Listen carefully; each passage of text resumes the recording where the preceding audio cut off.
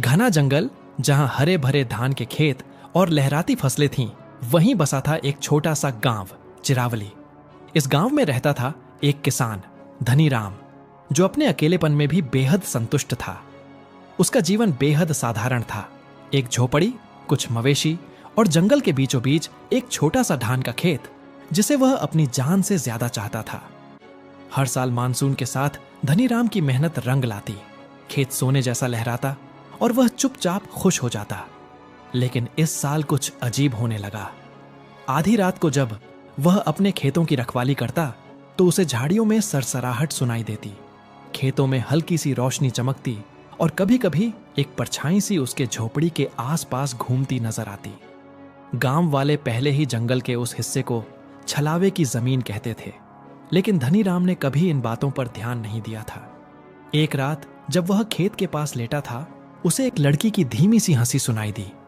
वह उठ बैठा, मशाल जलाई, पर सामने सिर्फ धान के पौधे झूम रहे थे। अगले दिन वह गांव गया और गांव के बुजुर्गों से इस बारे में पूछा। एक बूढ़े ने कांपती आवाज में कहा, वो भूमि बरसों पहले की एक आत्मा की है, जो हर फसल के मौसम में अपना हिस्सा लेने आती है। धनी राम को हंसी आई, पर अगली रात जब उसने अपने खेत में फसल का एक हिस्सा खुद ब खुद कटा हुआ पाया, तो उसके चेहरे से रंग उड़ गया। डर के बावजूद उसने ठान लिया कि वो सच्चाई जाने बिना हार नहीं मानेगा। तीसरी रात उसने झोपड़ी के पीछे से खेत की ओर निगाह रखी।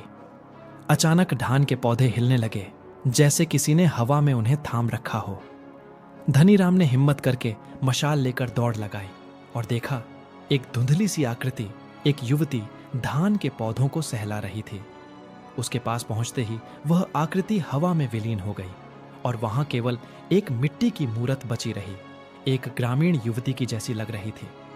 उसी पल उसे याद आया, उसके पिता अक्सर बताते थे कि आज से 20 साल पहले एक नवविवाहिता स्त्री इस जंगल में खो गई थी, जो अपने पति के साथ इसी भूमि पर खेती करने आई थी। लेकिन एक तूफानी रात में वह बहकर नाले में गिर गई और फिर कभी नहीं मिली।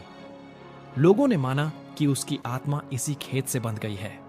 धनी राम ने उस मूरत को आदर से उठाया और गांव के मंदिर में रख दिया, और फिर उस स्थान पर हर साल फसल की पहली बाली उस आत्मा को अर्पण करता रहा।